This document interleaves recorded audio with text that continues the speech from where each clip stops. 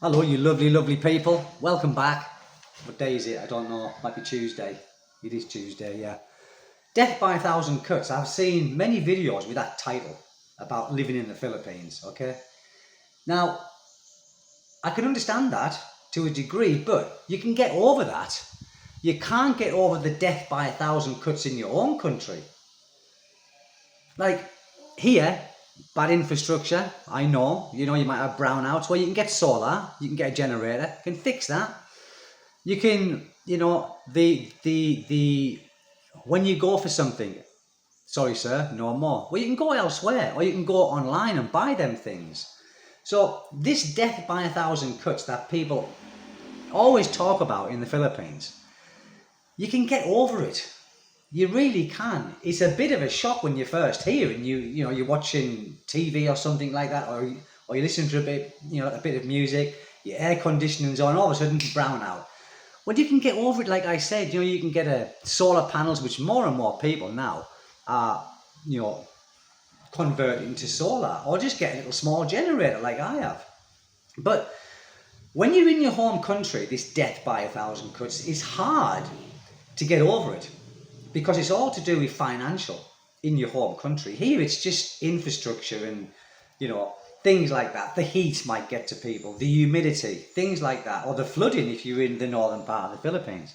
But, many people are leaving the West. And let's talk about the UK, because I really don't know about America and all the other countries, but I would imagine it's a very similar concept. But, here, you can get over it. But in your own country, you can't. You've got a strained National Health Service, and you really have. So people complain when they come here about high costs of your medical care, right? Well, the difference is, in the UK, yes, you've got the National Health Service, but there's a long waiting list. Yes, it's free, but there's a heck of a long waiting list. Here, when you go to a hospital and you've got cash in your pocket, you'll be seen straight away. Right now, if you haven't got cash in your pocket, then I don't know what's going to happen. I really don't. And I'm going to the dentist today because I've got a raving toothache, and I've got an appointment at 2 o'clock this afternoon, and it's a wisdom tooth back here, and that's going to be ripped out. I don't want to just pull it out. Oh God, I'm making myself feel sick thinking about it. I'm scared to death. But death by a thousand cuts in your own country. Stretched incomes. The UK now, in my understanding from talking to my friends, is very, very difficult to live in on a normal salary. If you're in that high bracket, it's not going to affect you, is it? But at high inflation, and the wages have been stagnant, I think, for quite some time, and it leaves your household with a deficit of your budget. It's hard to run a budget in the West. Here, I can run a budget easy. The taxation in the UK is sky high. The high cost of energy right now in the UK is absolutely mental. We talk about it here, but I only spend maybe 3,500 pesos a month. And we aren't watching what we're plugging in and what we're not plugging in. But in the UK, imagine that in the winter. In the winter, when you need your central heating on, people can't afford to simply put their central heating on like they could 10 years ago, or maybe a little bit longer than that, actually. The housing crisis in the UK, the rent I'm talking about here, the skyrocketing rents, I feel sorry for first-time buyers in the UK, because I don't know how they can afford, unless they've got rich parents or something like that, but how can they afford to get on that property ladder in the beginning? And then when they finally do get on that property ladder, what a worry that is for 20 years or a 25-year mortgage or whatever it is these days. It's just a worry to me. Here, when people say about death by a thousand cuts, I don't really see it like that. I don't really. But I could see if someone was talking about the UK death by a thousand cuts, I can see. We know that the public transport here is a bit wishy-washy, but my goodness, the public transport system in the UK when I was living there was equally as wishy-washy. It was equally as wishy-washy. And the roads, you know, people complain about the roads here, right?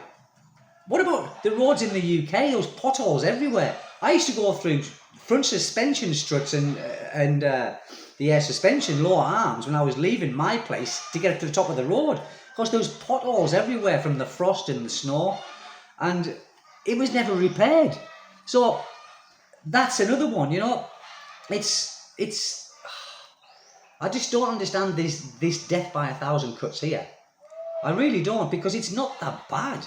I really don't think it's that bad here, honestly. So when I see these videos from time to time, death by 1,000 cuts in the Philippines, I really don't get it. And the chickens are going mental. I'm going to shut that there. Not that it's going to deaden the sound much, because I think there's about 6 outside the house. But here, people, I really don't see the hardship. The only hardship that I can see here, and this is just me speaking, is the hardship that you make for yourself. Really, the hardship you make for yourself here is what you're going to suffer. And some foreigners are always complaining. They're always complaining about the place. That's why I stopped joining the local expat community years ago, because I did used to join it, and you know, Fridays I would pop down there when it used to be called Scooters. No, what was it called? The Chinese cuisine in Dipolog. And all the foreigners used to congregate there, all the nationals from, you know, from all the different European countries, and there's a couple of Americans there and whatnot, you know. And there's a few British lads, and the person who won the bar was British. He was a good lad, he was. But they were always complaining about this or about that, and I thought, you know, and I'm thinking, well, why are you here? If you hate the place so much and you're complaining about the place so much, why are you still here? And I haven't seen any of these people since. I really haven't. So I don't know if they've gone back or they've gone to another country. I don't know. But if it doesn't suit you here, it's going to be death by 1,000 cuts, because it's going to niggle the hell out of you. It's just going to niggle you. Yeah, oh, how can I just press do my head in? And the smallest of little things, what ordinarily wouldn't bother you, will. Because you're getting yourself all agitated, aren't you? But people, 9 years of living here, slightly over 9 years. And the worst year for me was the first year I was here, because of the scam and because of me kind of starting again with a lot less money than what I had when I come. I spent a lot of money when I first come here with a scam. As you know, you see my video ages ago. But I liked it so much here, because for me, I can like settle anywhere, more or less, as long as it's not cold. I hate the cold, and I am from the northeast of England. I hate the cold. I love the sunshine. We British, aren't we? What do we do when the sun comes out in England? We used to run down the beach, didn't we, with our lily white skin, and then we'd come back like a lobster, not being able to move like that. Don't touch me, don't touch me. Oh, and your wife or your girlfriend or someone would want to put calamine lotion on your back. No, just don't touch me. No. I remember them days. That's why I've got damage under here. This is why these lines was really bad sunburn here, and it never went away. So these lines here, worse than others some days, but when I go out in the sun, it kind of blends in. But when I'm not in the sun, these really stand out, and that is, you know, that's burn from sun, from me being a stupid Englishman, isn't it? My dog's an Englishman and stuff. But I love the sun, and many of these vloggers talk about it, you know. And I've noticed as well, right? If the Philippines is so bad, many of these vloggers go to Cambodia. You know, they leave the Philippines, they go to Cambodia or wherever they go to, you know, Thailand, like a Southeast Asian country where it's equally as cheap, or maybe cheaper than here, or slightly more expensive than here. Makes no odds. But they go there, and oh yeah, it's brilliant here, it's much better, the food is better, it's cheaper, it's cleaner, it's a better infrastructure, better public transport, better medical care. But then 3 or 4 or 5 months later, they're back here. They've come back to the Philippines. So all what they were saying earlier has been totally irrelevant, because they've left that place and they've decided to come back to the Philippines, which they might have thought the Philippines was better. So there's all of these things that go through my head when I see videos that say this and that. I think what really upsets a lot of foreigners here is when they split up from a woman.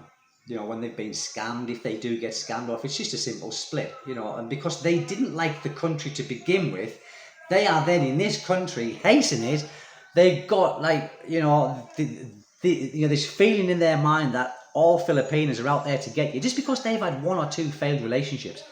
How many failed relationships have we had in the West? I've had many. Through my own choice, most of them. But nevertheless, I had a lot of failed. But I wasn't settling down then, So could you call them failed? I suppose on their part you could, but on my part it wasn't, because I didn't want to settle down. But here, you can't compare one or two broken relationships to stereotype a whole nation of people. You simply can't do it. How many foreigners here and around the world are with Filipinos and got the best relationship ever? Many, many, many, many, many, many. And listen, just because the Filipino breaks up with you, it might not necessarily be all of the Filipinos' fault. There's two sides to every story. Two sides to every story. When people break up and people, some people say, her fault. Well, hold on a minute. This is just you saying that, and you saying your side of the story. What about her side of the story? How was you to her? There's all of these things to take into consideration. But generally speaking, the foreigners that I see here, who are with Filipinos, and some of them who do stop me and, have a little bit of a chat now, they've been with their Filipinos for years. And they're having a bloody good life. So, death by 1,000 cuts. Come on, people. I think there is worse places to be in the world than here. I know what some of you are going to say. Some of you are going to say it's a shithole. Some of you are going to say, well, it's this, it's that. We all see different sides of different things. Me, I don't see it like that. Maybe I'm accustomed to everything else around me and I don't notice anything else around me anymore. I don't know. But I like living here, people. And would I recommend it to people? Well, I'd say come and try it. I wouldn't say come to the Philippines, you'll love it. I don't know, because you might not. If you are a beachy person, and apparently the Philippines has the best beaches in the world. I don't know. It's just what I've read and what I've heard, But I don't live near a beach. I do, I suppose. I suppose I live about 25 minutes away from the beach. So I suppose that in relation to distance is pretty close. But for me, beaches every day to me is like, oh God, one beach is the same as the next. The ocean is the same as the next. You got that beach, this beach, that beach. But where I live, it's not touristy at all. So I would imagine if someone was coming to where I live and you're a touristy person, you wouldn't last 2 minutes. Because you think, oh, there's boring anything there. What's there to do? There's nothing to do. But I'm not a tourist anymore. I've been here for too long to be a tourist, If I was a tourist, I wouldn't come here. I wouldn't come where I live. I probably wouldn't even go to Dipolog. Because Dipolog, you'd probably get bored in a day. You go to other places where the foreigners go, where it is touristy, Cebu upwards. From there, and all of those places. There's no shortage of places to go. And when people say, ooh, how could you get bored in the Philippines? There's only there's over 7,000 islands. Well, there is, but I don't know how many of them you want to go and see. I don't know how many you can get to. I don't know how many would be habitable, and I don't know. But there is enough places here to settle down, and there are enough places here to suit everybody. Whether you want a quiet life, whether you want a provincial life, which I've got, whether you want a city life, which is just 25 minutes away in Dipolog, it's all here for you. Everything is here for you. And the horror stories, that we hear, it's not all the time, people, There are probably equally as many horror stories in the UK. But because if you're vlogging in the UK,